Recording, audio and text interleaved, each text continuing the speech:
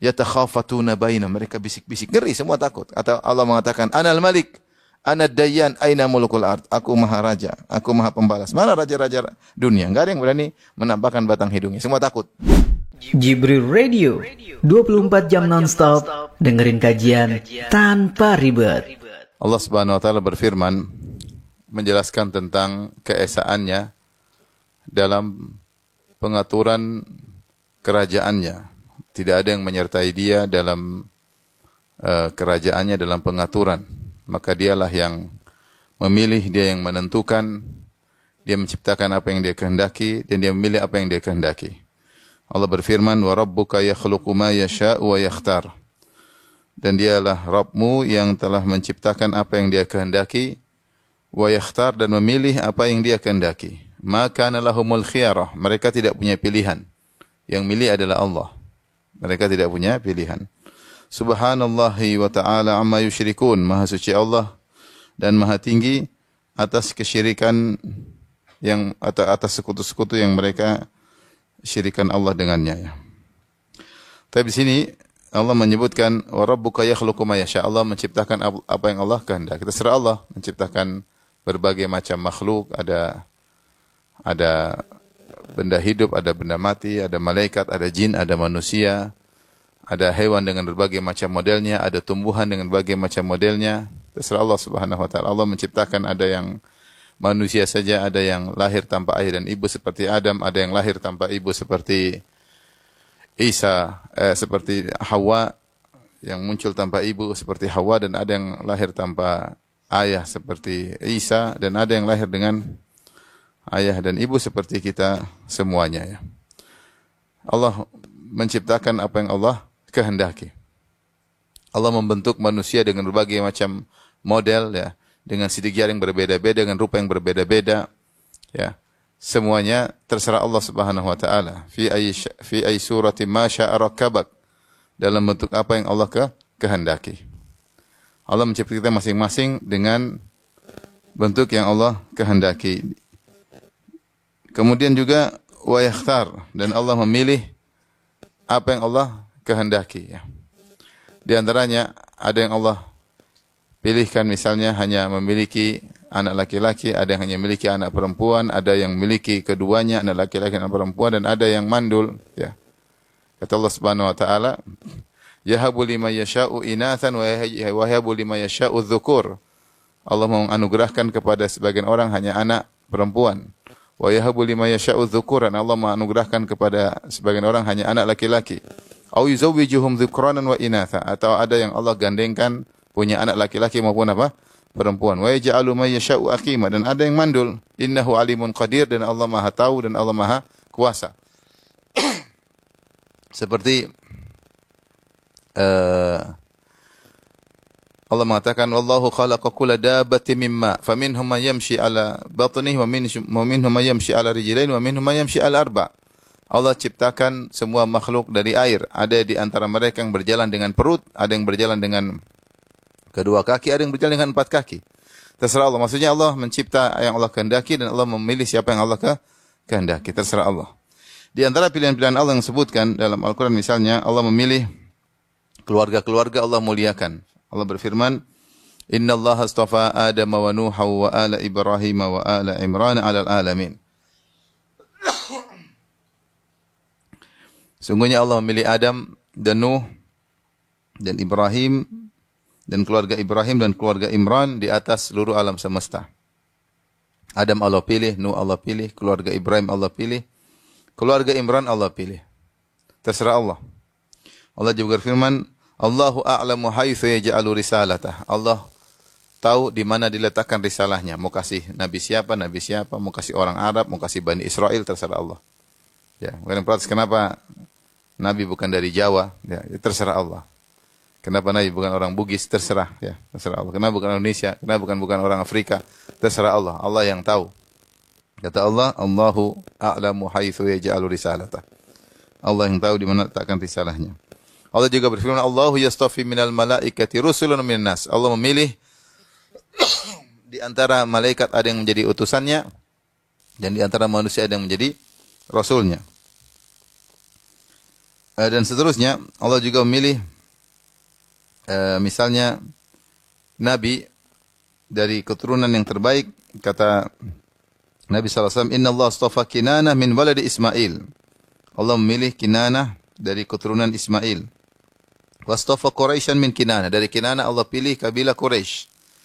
Wastafa min Quraisyin Bani Hashim. Dan dari Quraisy Allah pilih kabilah Bani Hashim.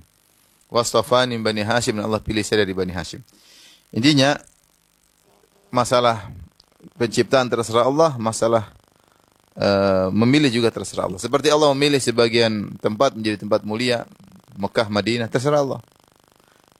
Baitul Maqdis menjadi tempat yang mulia. Yang milih siapa? Allah Subhanahu wa taala.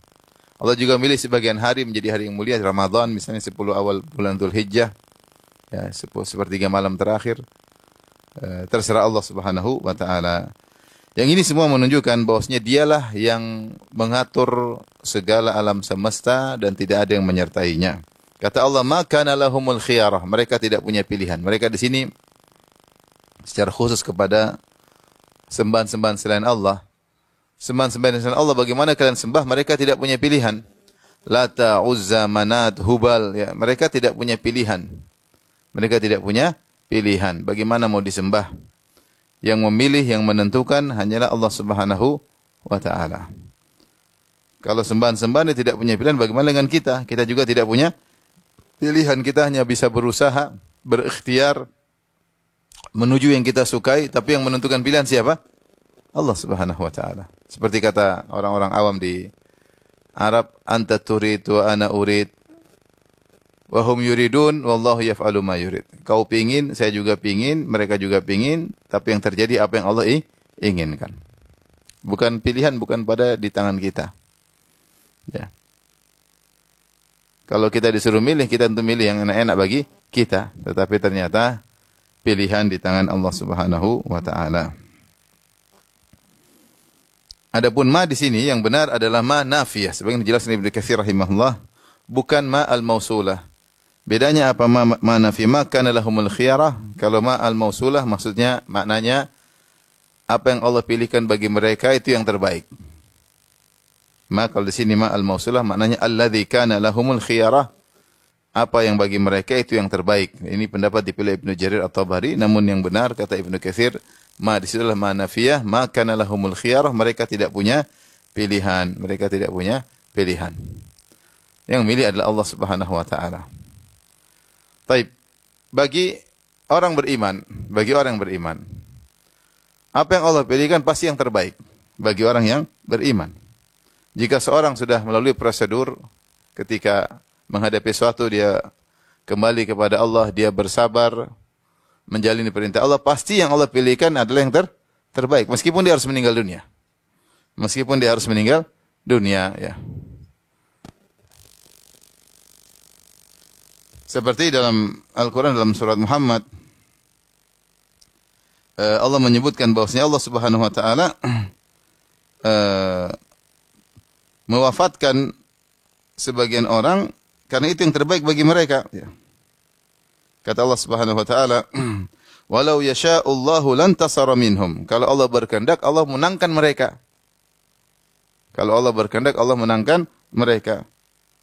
Walakin liyabluwa ba'dakum bi ba'd. Akan tapi Allah ingin menjadikan menguji mereka dengan sebagian yang lain. Kemudian kata Allah, "Walladzina qutilu fi sabilillahi fala yudhil a'malahum."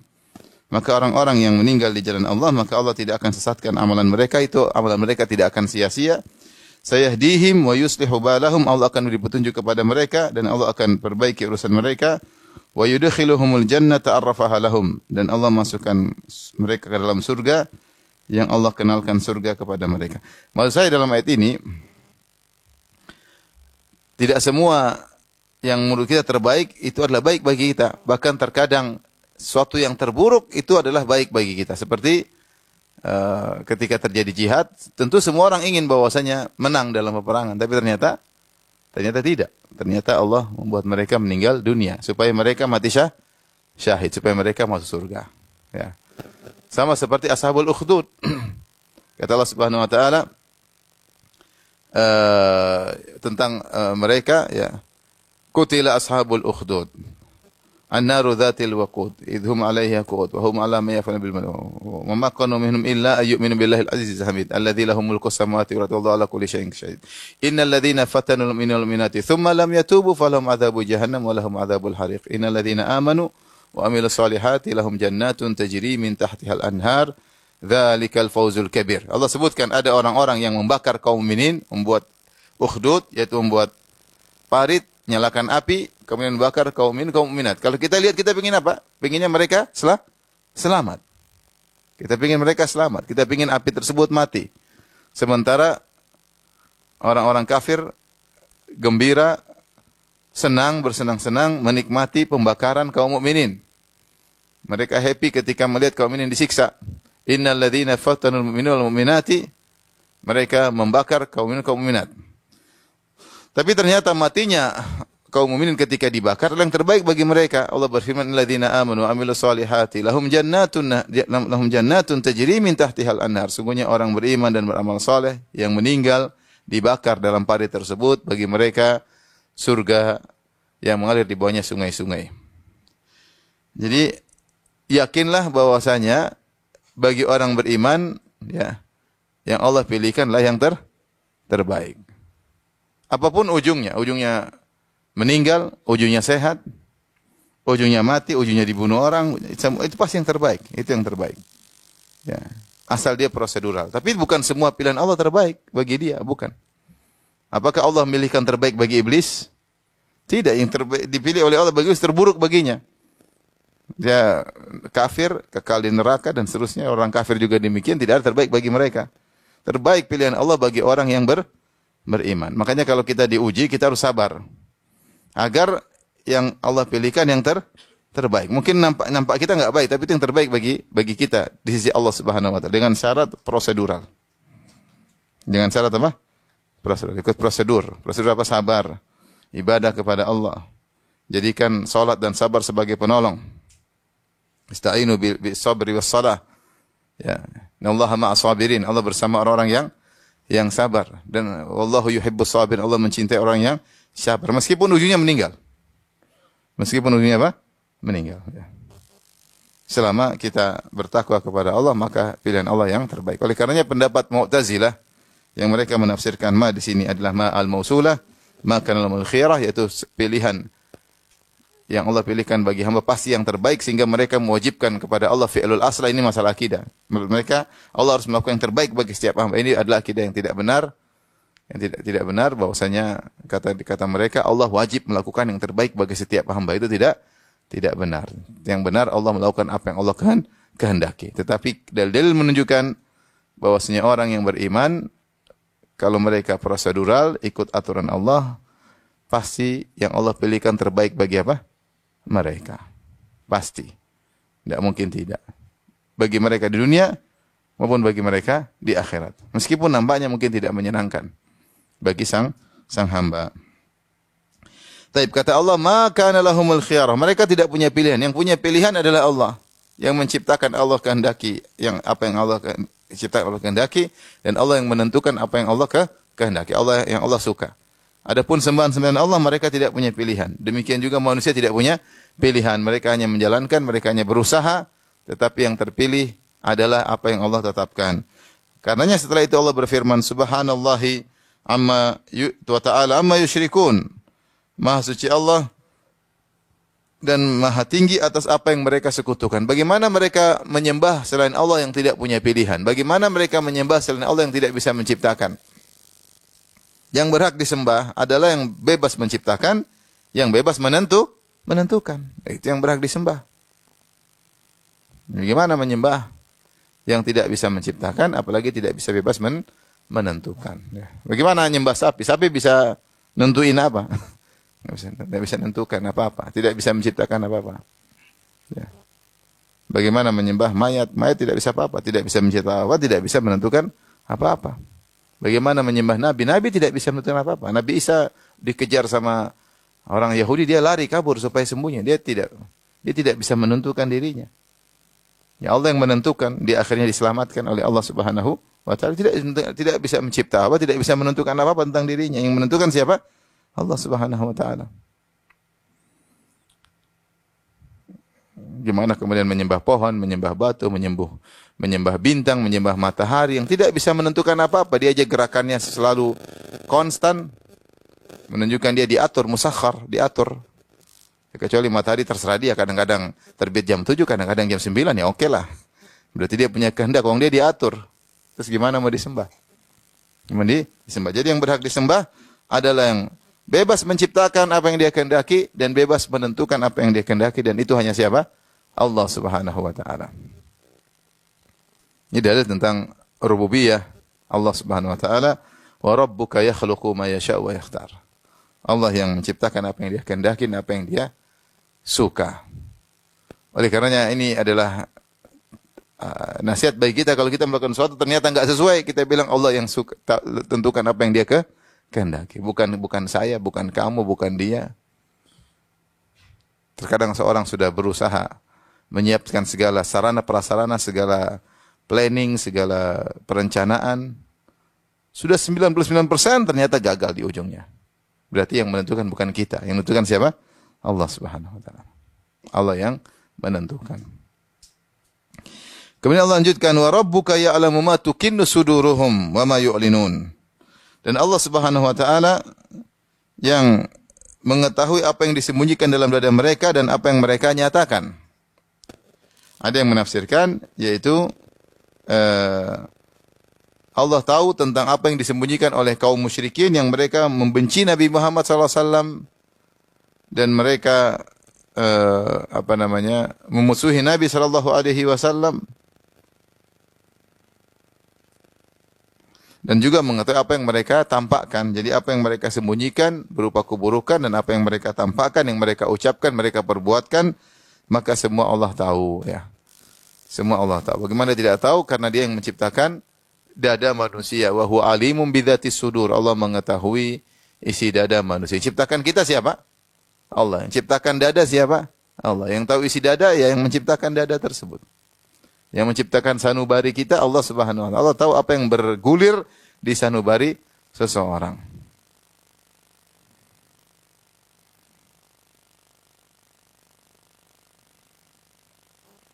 Baik, setelah itu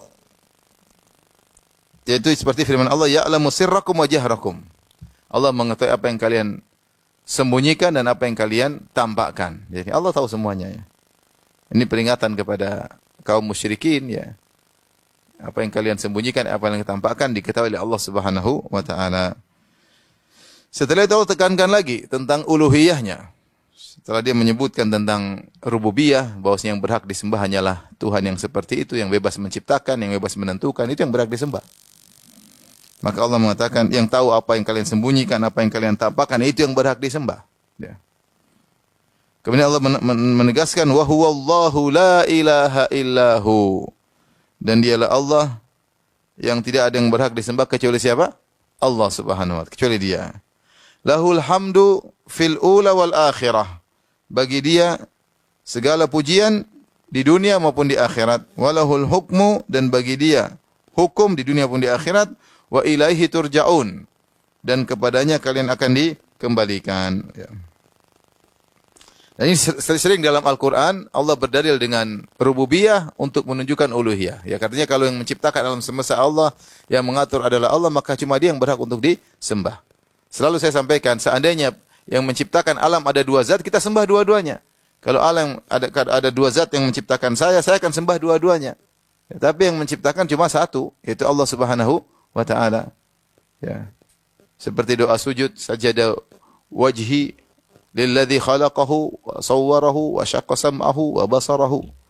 Telah sujud wajahku kepada zat yang telah menciptakannya, memberi bentuk wajahnya, yang membuka pendengarannya, yang membuka pandangannya. Itu yang berhak disembah oleh wajah ini.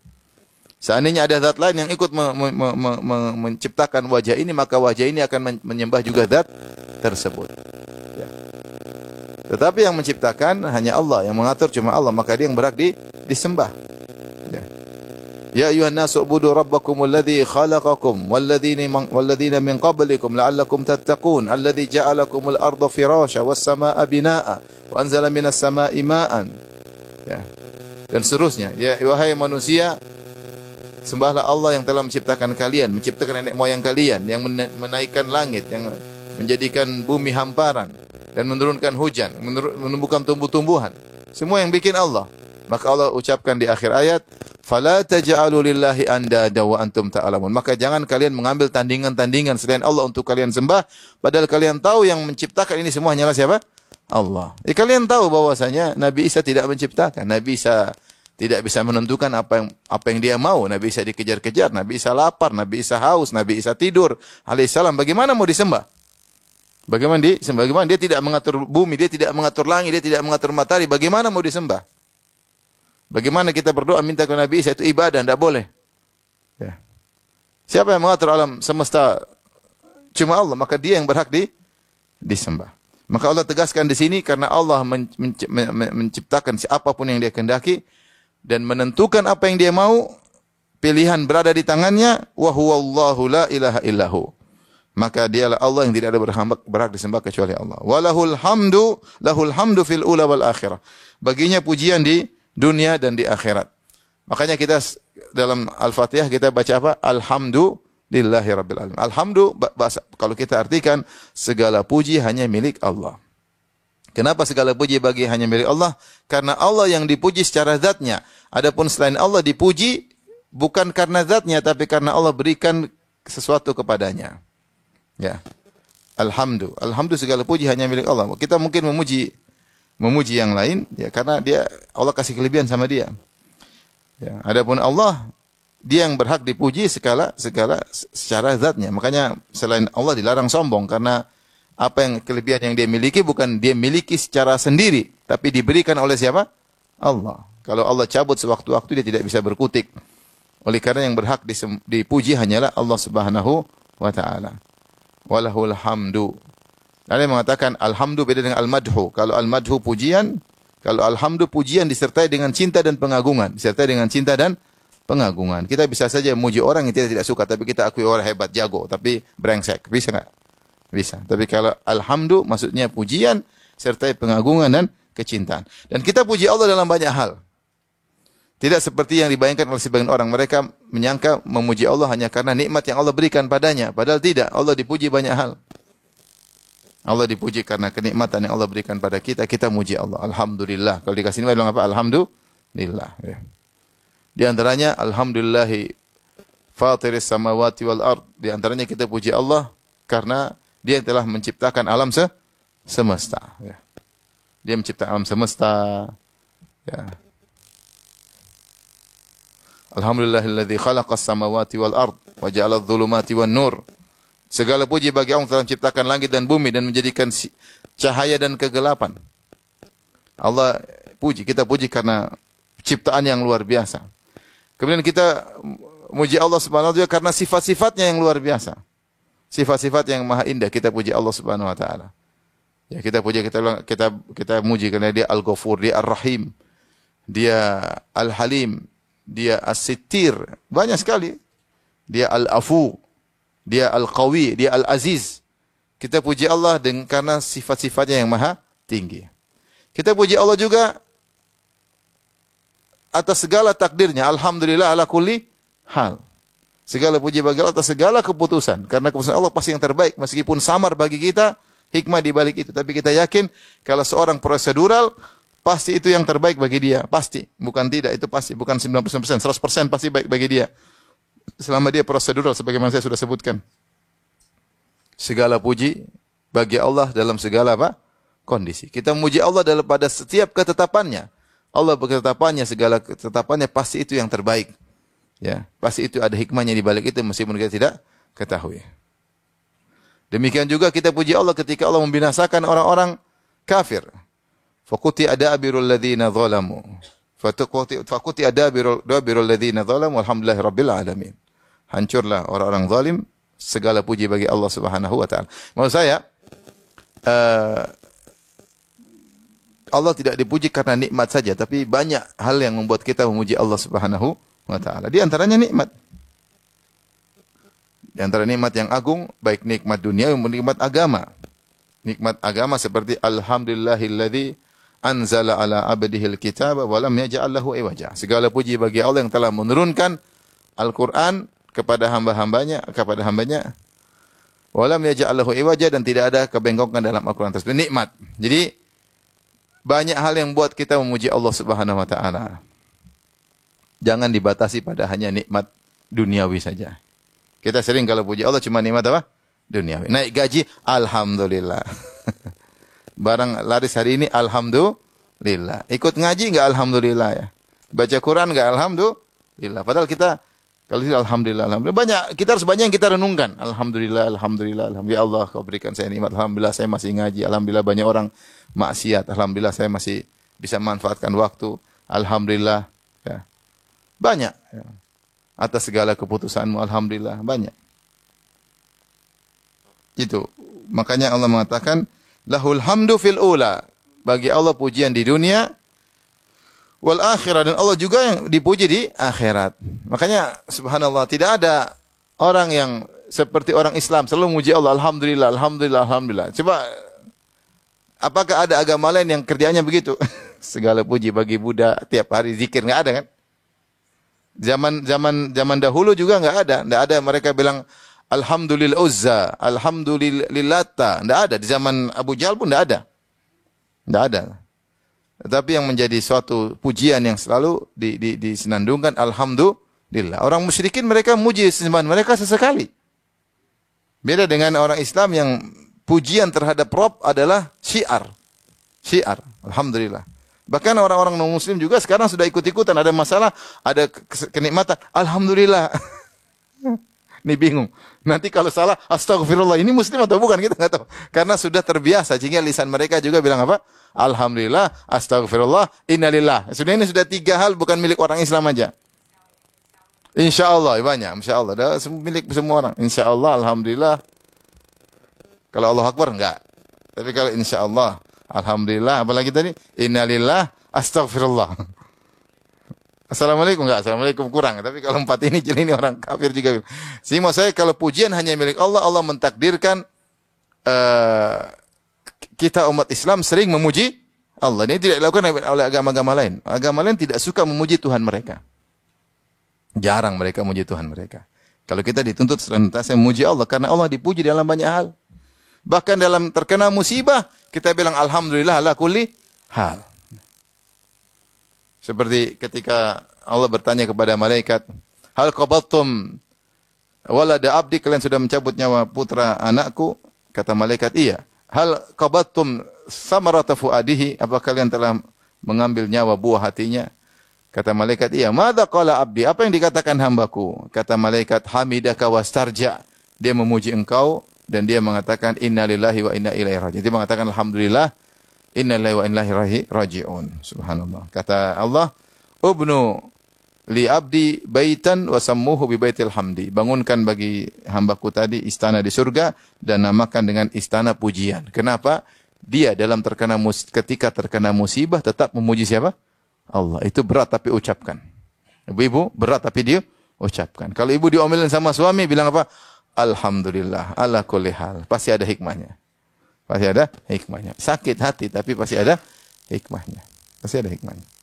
Seorang anaknya mungkin masih kecil meninggal, alhamdulillah ala kulli hal. Mungkin jadi pemberi syafaat pada hari kiamat. Kita enggak tahu. Barang kita dicuri orang, alhamdulillah ala kulli hal. Ini barang akan kembali pada hari kiamat, tapi bukan kembali dalam bentuk mobil, dalam bentuk pahala atau dosa kita diambil oleh orang tersebut. Kita bilang alhamdulillah ala kulli hal. Tidak ada sesuatu yang hilang di dunia ini, pasti akan kembali. Hak kita tidak akan hilang, akan kembali di akhirat. Alhamdulillah ala kulli hal. Tidak semua yang sebenarnya tadi Allah mengatakan makana lahumul khiyara. Pilihan bukan mereka.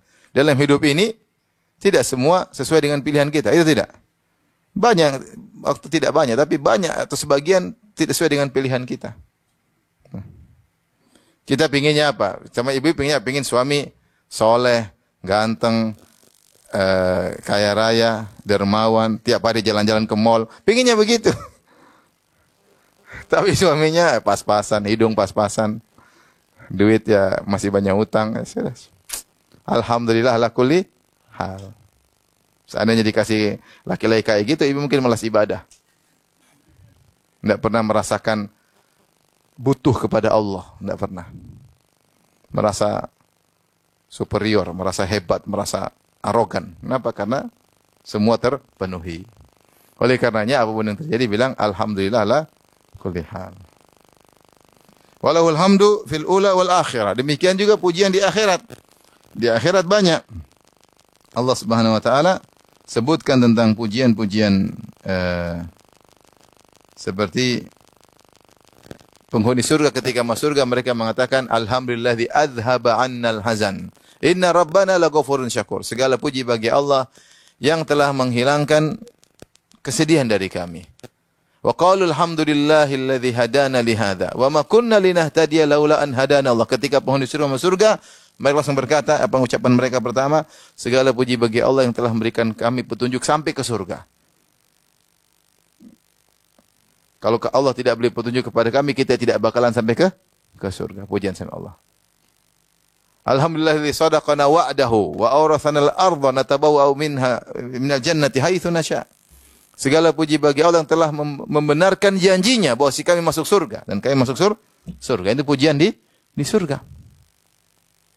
Demikian Nabi SAW ketika meminta izin untuk beri syafaat, maka Nabi SAW sujud di bawah arsy. Kata Nabi SAW, fayuftahu alayya min mahamid la uhsinahal an. Maka ketika itu aku dibukakan oleh Allah cara memuji Allah dengan pujian-pujian yang saya belum bisa sekarang. Nabi sekarang hanya terbatas memuji Allah, yaitu sesuai dengan ilmu yang Allah ajarkan tentang nama-nama Allah. Kita kalau nggak tahu nama-nama Allah, kita nggak bisa puji Allah dengan sempurna. Kita hanya bisa puji Allah dengan nama-nama Allah, sifat-sifatnya. Ternyata masih ada banyak nama-nama sifat-sifat Allah yang kita tidak tahu, ya nggak? Yang Nabi pun tidak tahu, Nabi baru nanti tahu di hari kiamat. Kata Nabi, maka Allah ajarkan kepadaku tentang pujian-pujian yang aku muji Allah dengannya. La uhsinahal an, sekarang saya belum bisa. Belum diilhamkan oleh Allah. Ya. Jadi di akhirat penuh pujian kepada Allah Subhanahu wa taala. Semuanya tidak ada yang berani berbicara takut ya. Yatakhafatuna bainahum, mereka bisik-bisik, ngeri, semua takut. Atau Allah mengatakan, Anal Malik, Anad Dayyan, aina mulukul ard. Aku maha raja, aku maha pembalas. Mana raja-raja dunia? Enggak ada yang berani menampakkan batang hidungnya. Semua takut. Ya. Maka segala puji bagi Allah dunia pun di akhirat. Kemudian juga penghuni surga yulhamuna tasbih ya wa tahmid. Penghuni surga diberi ilham untuk senantiasa memuji Allah. Kama tulhamuna nafas, sebagaimana kalian diberi nafas. Jadi penghuni surga itu kalau kita kan nafas tanpa ada beban. Penghuni surga mereka bertasbih seperti bernafas. Dalam surga mereka memuji Allah Subhanahu wa taala. Jadi hanyalah Allah yang dipuji secara hakiki di dunia maupun di akhirat. Yang dipuji dari segala sisi di dunia dan juga di akhirat. Tidak ada yang seperti Allah Subhanahu wa taala. Maka dia yang berhak untuk disembah. Inilah pendalilan dengan tauhid rububiyah, tauhid asma sifat. Karena Allah yang menciptakan alam semesta, maka ini berhak. Karena Allah adalah yang paling mulia, yang paling tinggi sifat-sifatnya, maka ini berhak untuk disembah. Oleh karenanya ketika Allah membagi tauhid menjadi 3, rububiyah, asma sifat, uluhiyah. Rububiyah itu maksudnya apa? Yang mencipta, mengatur alam semesta hanyalah Allah. Namanya tauhid rububiyah. Asma sifat maksudnya Allah memiliki sifat-sifat yang termulia, yang sempurna, tidak ada yang menyamainya. Nah, kalau kita sudah mengetahui tauhid rububiyah, yang mencipta hanya Allah, mengatur Allah hanya Allah, dan kita mengetahui sifat, bahwa sifat-sifat Allah yang maha tinggi, tidak ada yang menyamainya, maka kalau begitu hanya Allah yang berhak untuk disembah. Bagaimana kita menyembah zat yang tidak punya rububiyah, dan bagaimana kita menyembah zat yang tidak punya sifat-sifat yang tertinggi, tidak berhak untuk kita sembah. Gimana kita menyembah sapi? Emang sapi punya rububiyah? Emang sapi punya sifat-sifat yang indah? Apa sifat indah sapi? Maha anu kan enggak ada. Kemudian disembah gimana ceritanya? Sampai di India ada orang yang sebenarnya hidungnya agak gede, dibilang titisan dewa gajah. Orang cacat lagi diibadahi. Jadi ini maksudnya aneh-aneh. Maksudnya di hidungnya agak gede, dianggap titisan dewa apa? Gajah. Ya.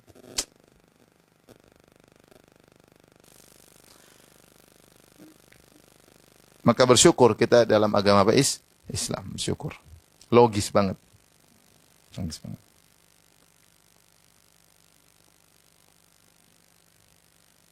Antum mau nggak kalau kemudian apa namanya? Allah ciptakan antum, terus tangannya 8, mau nggak? Hah? Kan enak, ambil sini, bisa minum susu sambil makan jagung, bisa sambil garu-garu belakang. Nggak ada yang mau. Allah mengatakan, laqad khalaqnal insana fi ahsani taqwim, ciptakan manusia dalam kondisi yang terbaik. Seandainya kita punya tangan 8, memang enak sih, sambil nempelin orang bisa, sambil merokok bisa, sambil garu-garu, sambil tangan 8 ya. Sambil garu, sambil ini, sambil nulis, sambil baca, sambil 8 tangan. Nah, tapi bagaimana bentuknya? Antum suka nggak kalau wajah antum ada 4, depan 1, samping 1, belakang 1? Mau tidur gimana? Susah.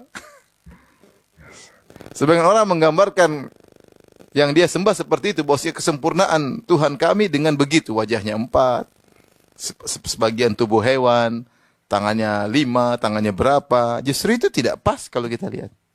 Bagaimana kita memuji? Apa keindahan di situ? Kemudian mau kita puji.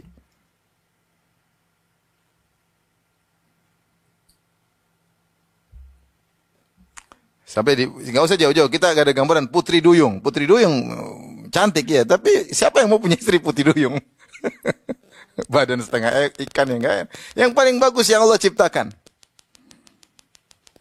Maksud saya, yang disembah itu adalah yang memiliki rububiyah dan memiliki asma wa sifat. Dia rububiyah, dia sendiri yang mengatur alam semesta. Asma wa sifat, atau asma wa sifat maksudnya sifat-sifatnya yang tertinggi dan termulia. Maka ketika tergabung pada zat tersebut, maka dia yang berhak untuk disembah. Kalau ada yang mau disembah, dia harus memiliki 2 sifat ini, baru kita mau sembah. Enggak ada. Enggak ada. Maka itulah dibagi tauhid menjadi 3, rububiyah, asma sifat, dan uluhiyah. Rububiyah dan asma sifat mengkonsekuensikan uluhiyah. Kalau kamu mengakui hanya Allah yang mencipta alam semesta, kalau kamu mengakui Allah yang memiliki sifat yang maha tinggi, kalau gitu hanya dia yang berhak untuk diibadahi. Ini semua logika-logika yang Allah, dalil logika. Makanya Allah sebutkan rububiyah sebelumnya, kemudian Allah menyebutkan uluhiyah. Walahul hamdu fil ula wal akhirah. Hanya dia yang berhak untuk dipuji dengan segala puji di akhirat, maka dia yang berhak disembah. Kemudian kata Allah, lahul hukmu wa lahul hukmu wa ilaihi turja'un.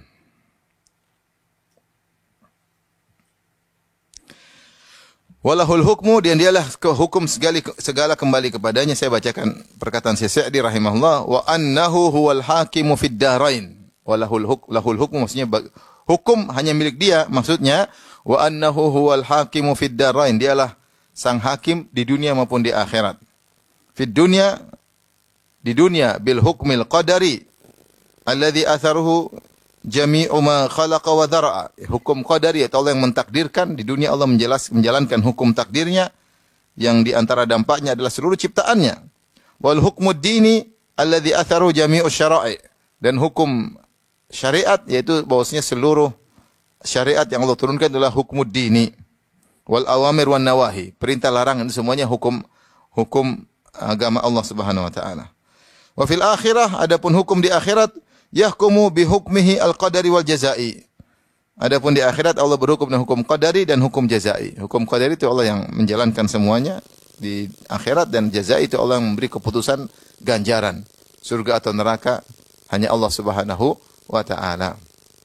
Jadi saya ingin mengatakan hukum di dunia milik Allah, hukum kauni atau hukum qadari dengan hukum dini. Hukum kauni bahwasanya semua alam semesta ini Allah yang tentukan. Wa rabbuka yakhluqu ma yasha' wa yakhtar. Dia yang menciptakan, dia yang menentukan. Enggak ada yang keluar dari ketentuan Allah Subhanahu wa taala.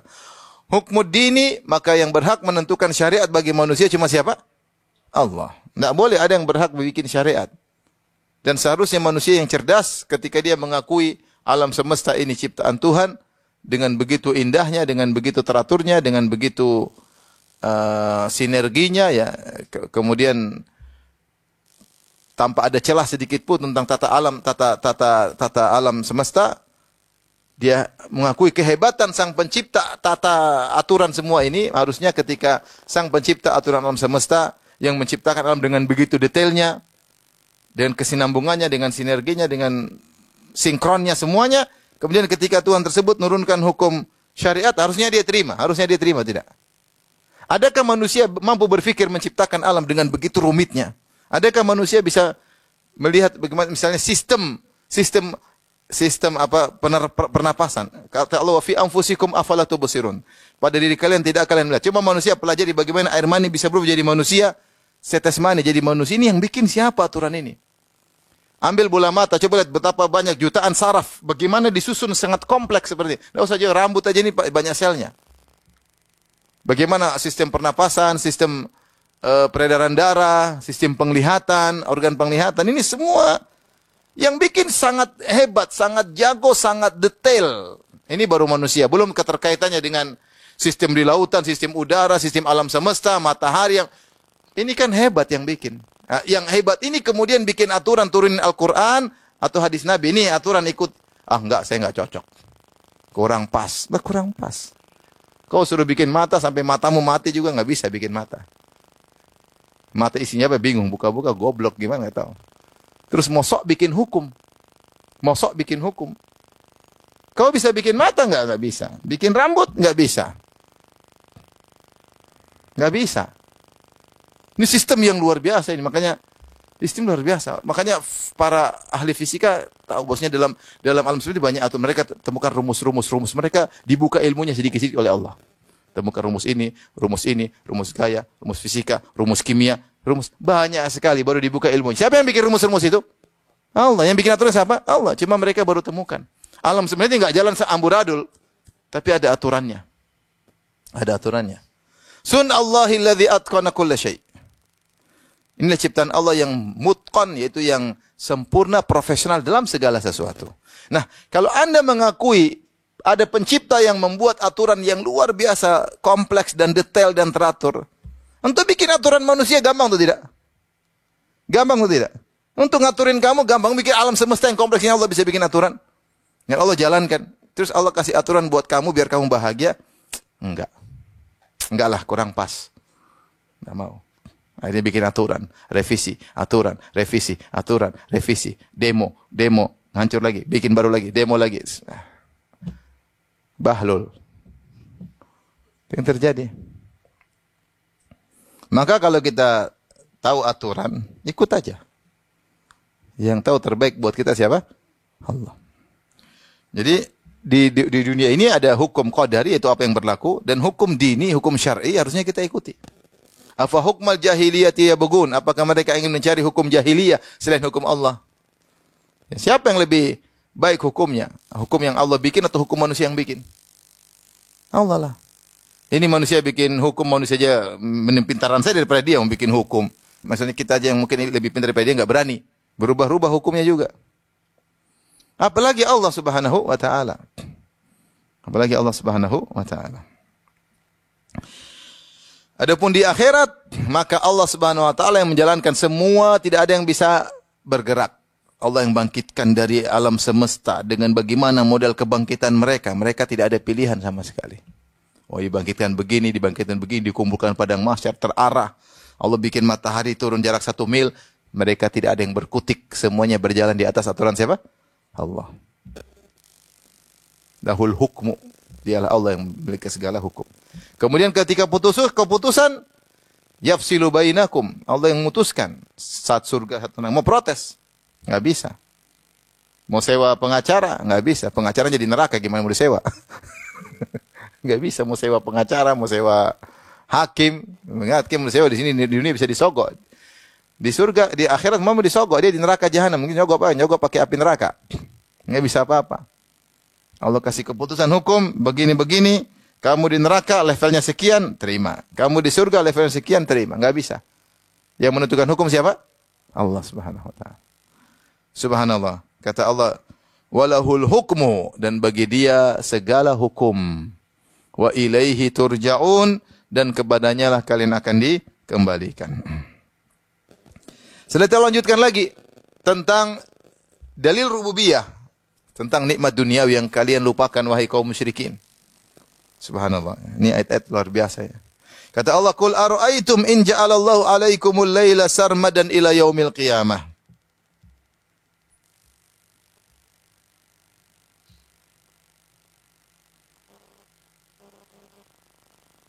Kata Allah Subhanahu wa taala, bagaimana menurut kalian jika Allah menjadikan malam atas kalian terus menerus sarmadan. Ada yang mengatakan dari sardan, mimnya tambahan. Jadi sarmadan maksudnya terus menerus, continue berkesinambungan, tidak ada siangnya.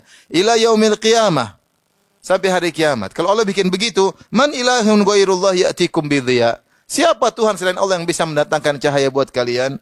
Afala tasma'un, tidaklah kalian mendengar?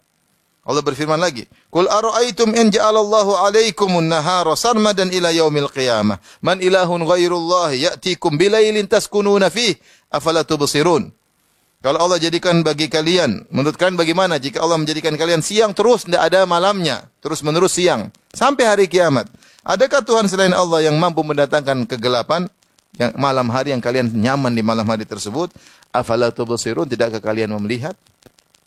Ini di antara Allah mengajak berfikir kepada orang musyrikin, ya, bahwasanya pergantian siang dan malam itu nikmat. Ya.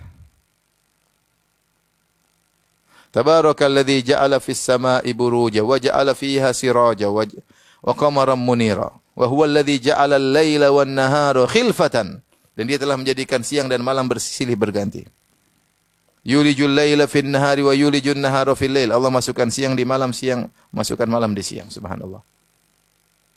Malam menuju siang tidak langsung tiba-tiba. Pelan-pelan, mulai terang. Menuju malam pun, siang pun tidak tiba. Jadi gelap, mendadak kayak lampu mati. Celik, mati. Enggak, pelan-pelan. Subhanallah. Siapa yang bikin? Allah subhanahu wa ta'ala. Allah ajak renungkan, seandainya, kalian malam terus, tidak ada cahaya. Bosan enggak? Bosan, enggak ada bedanya.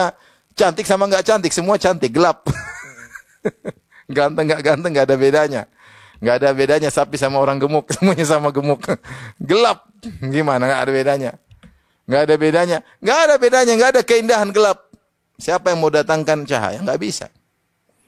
Antum bayangkan, untuk membuat energi untuk menyalakan lampu, itu butuh energi yang luar biasa. Lampu kecil-kecil aja tuh energinya luar biasa. Gimana mau menyalakan seperti matahari? Siapa yang mampu? Man ilahun ghairullah ya'tikum bidhiya. Siapa yang bisa mendatangkan cahaya seperti matahari? Enggak bisa. Cina lagi bikin matahari ya. Matahari buat Cina doang mungkin, enggak bisa buat alam semesta, enggak bisa. Siapa yang bisa bikin? Itu pun energinya. Siapa yang bisa bikin cahaya? Enggak ada yang bisa. Kalian enggak mikir. Kalau Allah tidak terbitkan matahari, mana ada cahaya? Enggak bisa. Dan luar biasa bagaimana, saya sering sampaikan ini, bagaimana matahari luar biasa. Matahari yang jaraknya katanya 150 juta kilo dari bumi. Jauh atau dekat? Jauh. Terus sinarnya konstan sejak jutaan tahun. Tidak mendekat, tidak menjauh. Siapa yang ngatur seperti itu? Kalau matahari lama-lama mendekat, habis kita. Menjauh kita jadi kutub semua, jadi Eskimo semua. Tapi tetap jaraknya tidak terlambat terbit, tidak terlambat terbenam. Dalam orbitnya, kullun fi falakin yasbahun. Mengalir dalam apa? Orbitnya, subhanallah. Dengan energi yang konstan. Kalau para ilmuwan mengatakan setiap saat ada ledakan semacam nuklir di permukaan matahari. Nuklir yang luar biasa tiap saat sehingga cahaya sampai ke kita.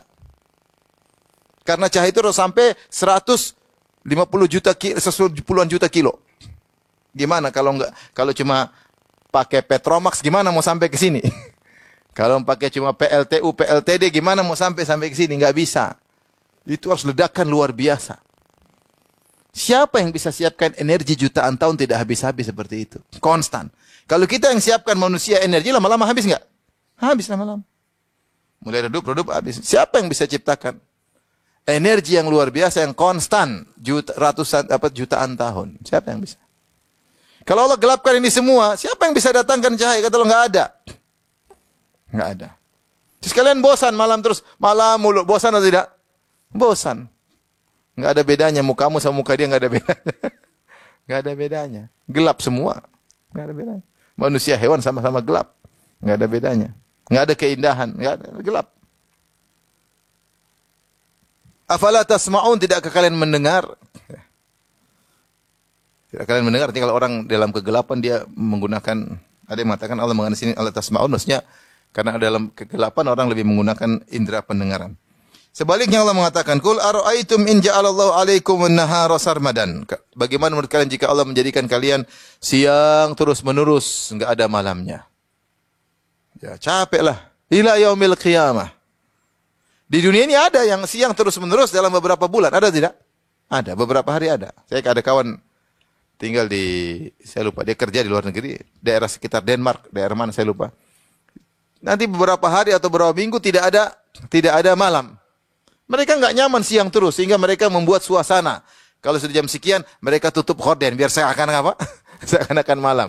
Tutup gelap-gelapin, nyalain lampu, supaya kesannya apa? Malam. Karena nggak nyaman kalau siang terus. Nggak bisa istirahat. Kata Allah, "Man ilahun ghairullahi ya'tikum bilailin taskununa fih." Siapa Tuhan yang bisa menjadikan gelap yang kalian tentram dalam kegelapan tersebut? Kita butuh tidur dalam ketenangan, gelap, nyaman, matiin lampu. Masya Allah, manusia seperti itu. Ya. Butuh ketenangan, butuh kegelapan untuk apa? Tidur. Kalau siang terus repot, nggak enak. Aktivitas terus nggak ada istirahat. Kalau malam terus juga nggak enak. Ada siang, ada malam. Subhanallah, ada siang, ada malam. Kata Allah, siapa yang bisa mendatangkan bagi kalian malam yang kalian tenang di situ?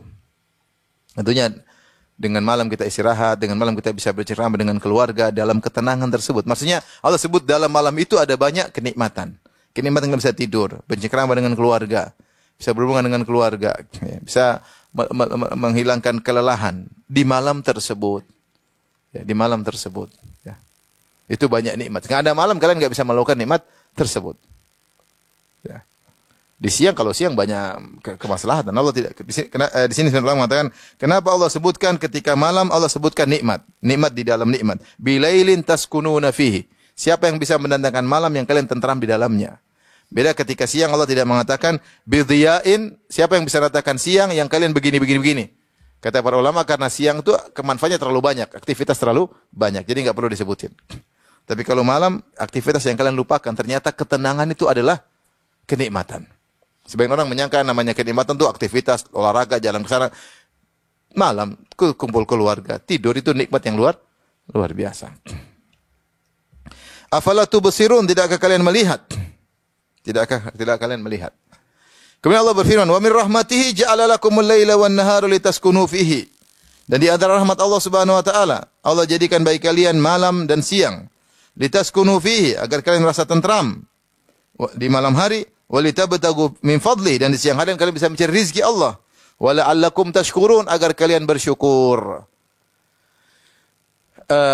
Kata Syekh Sa'di rahimahullah ta'ala, kenikmatan yang terus-menerus berkesinambungan membuat seorang lupa untuk bersyukur.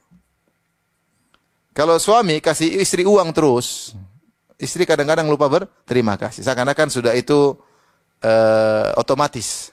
Dapat gajian, ATM-nya diambil terus. Tapi sekali-sekali coba nggak dikasih duit, baru dia tahu ternyata suami itu berharga. Kalau nggak ada suami, nggak ada ATM, nggak ada duit.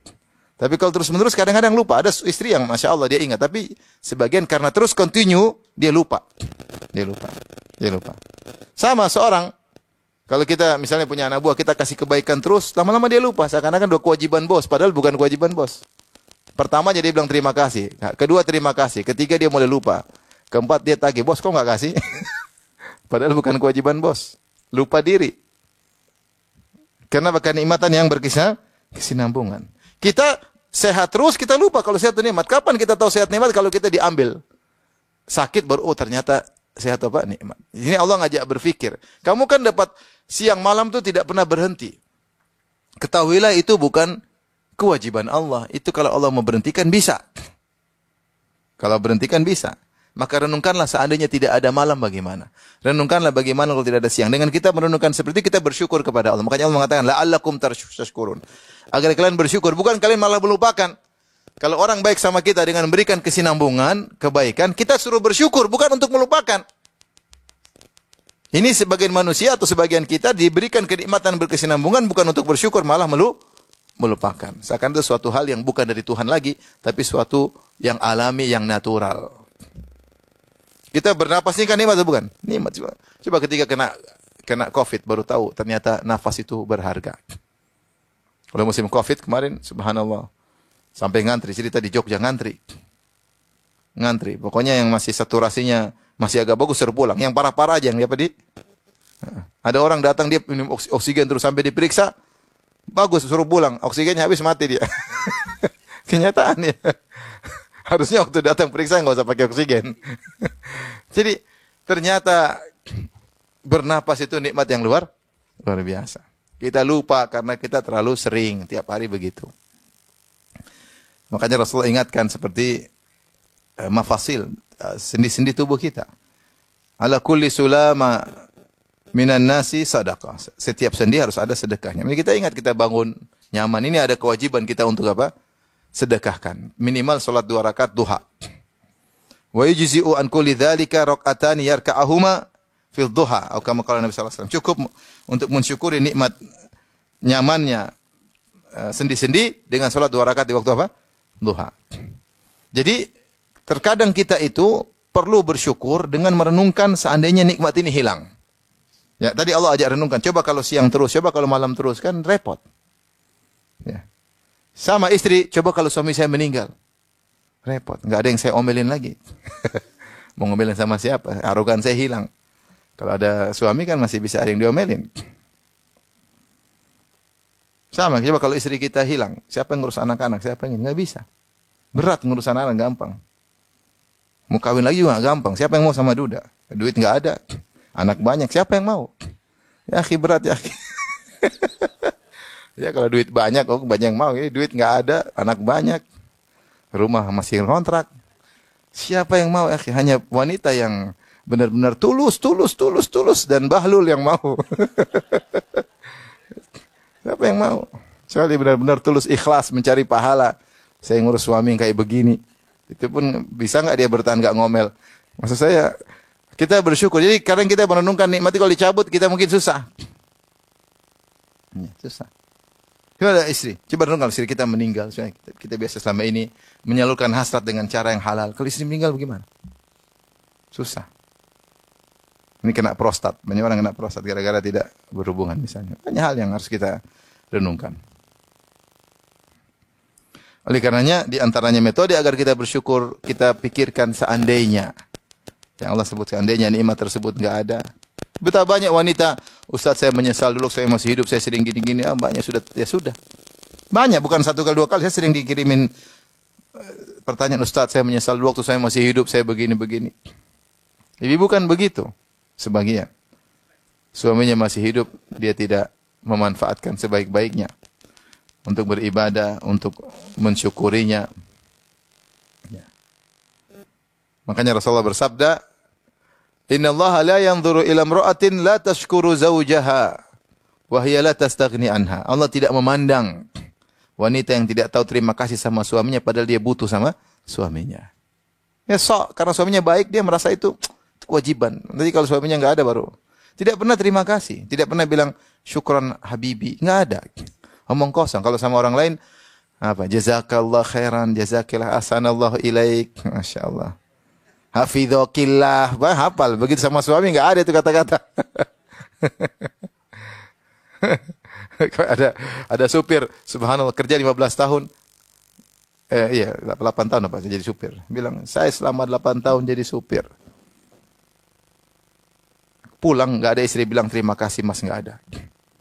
Enggak ada sekalipun istri saya bilang menghargai hasil keringat saya selama 8 tahun. Mungkin gajinya mungkin enggak banyak, supir Grab, supir apa. 8 tahun istri saya enggak pernah menghargai hasil keringat saya. Istrinya enggak ngaji, sholat, pakai jilbab, sholat, tapi enggak pernah menghargai saya. Yang parah lagi, tidak mau tidur sama saya sudah 8 tahun. Saya mau nikah lagi, duit enggak ada. Kasihan. Ini kisah nyata. Maksudnya, itulah kadang-kadang kita itu baru sadar kalau kenikmatan itu dicabut, baru kita sadar ternyata ya Allah, bila kita kurang baik sama istri, padahal istri itu jasanya luar biasa. Kita kurang baik sama suami jasanya luar biasa. Maka di antara cara kita bersyukur, kita renungkan seandainya nikmat ini Allah cabut seperti apa saya. Ya. Tapi di sini Allah mengatakan litaskunu fihi, di malam hari agar kalian tentram, di siang hari walitabtagu min fadli, di siang hari kalian bisa mencari rizki. Litabtagu fihi, maksudnya kalian mencari rezeki di siang hari. Ya, wala'allakum tashkurun, agar kalian bersyukur. Jadi benar rezeki sudah ditentukan oleh Allah, tapi harus mencari. Makanya Allah mengatakan walitabtagu, agar kalian mencari. Rezeki semua sudah ditakdirkan, tapi Allah mentakdirkan semuanya dengan sebab dan akibat. Kesehatan sudah ditakdirkan, ajal sudah ditentukan, cuma semuanya ada sebabnya. Rezeki pun sudah ditakdirkan, tidak akan berubah, rezeki tidak akan berubah, cuma ada sebab yang harus kita kerjakan. Ya. Seperti itu. Sudah ditakdirkan kalau punya anak pasti punya anak, kalau enggak punya. Terus saya enggak mau nikah, kalau takdir punya anak saya bakalan punya anak. Goblok. Gimana punya anak kamu enggak nikah? Ya. Sudah selesai itu Nabi Adam tanpa ayah dan ibu bisa punya anak, kamu enggak ada. Ya. Ya, kalau mau punya anak harus menikah. Itu pun yang menikah belum tentu punya anak. Kita enggak tahu takdir apa, tapi takdir itu dicatat oleh Allah dengan sebabnya. Dengan apa?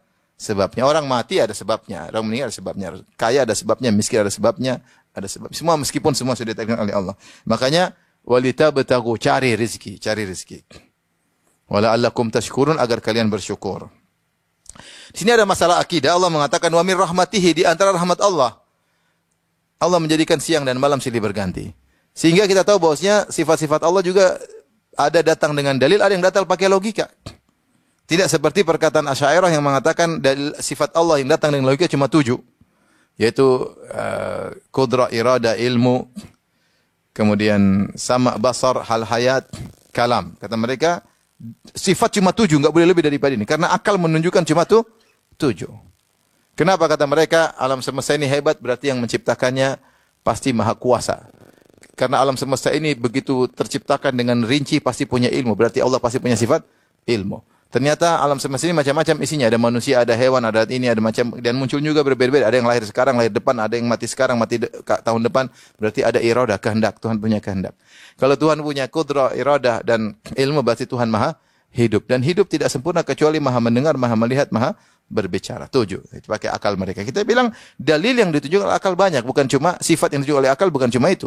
Rahmat Allah di antaranya. Berarti Allah sayang sama kita. Buktinya Allah ciptakan ini, berarti Allah perhatian sama kita enggak? Allah ciptakan alam semesta ini untuk kita. Wa sakhkhara lakumus syamsa wal qamara da'ibain wa sakhkhara lakumul laila wan nahar. Allah ciptakan matahari dan bulan teratur, siang dan malam teratur. Alam semesta ini bumi, coba isinya sesuai dengan kebutuhan kita atau tidak? Bukan kebutuhan untuk alien. Memang kalau ada alien. Kebutuhan bukan untuk sapi, manusia dengan berbagai macam logam. Logam buat siapa coba? Kenapa ditemukan logam ini? Kenapa ditemukan minyak bumi? Kenapa ditemukan ini? Ini buat siapa? Buat manusia. Jelas sekali Allah ciptakan alam semesta buat manusia. Oh, ternyata logam ini buat palu. Satu buat apa? Pesawat. Satu buat ini. Ternyata energi ini. Emang sapi gunakan energi tersebut? Ini semua diciptakan buat kita, bukan kebetulan. Meskipun energi tersebut dibuka belakangan sedikit demi apa? Sedikit. Ini bukan kebetulan. Namanya inayah, perhatian. Dalil inayah, perhatian Allah terhadap manusia. Oksigen teratur. Oksigen cuma berapa persen? Di sebagian planet oksigennya banyak. Kalau oksigennya banyak mudah terjadi kebakaran. Oksigen teratur. Nanti semakin tinggi. Semua sudah diatur oleh Allah Subhanahu wa ta'ala. Itu namanya menunjukkan Allah sayang kepada makhluknya. Pakai logika. Meskipun gak adil kita bilang Tuhan maha sayang. Buktinya. Banyak. Demikian. Wabillahi taufiq hidayah. Assalamualaikum warahmatullahi wabarakatuh. Jibril Radio 24 jam nonstop dengerin kajian tanpa ribet.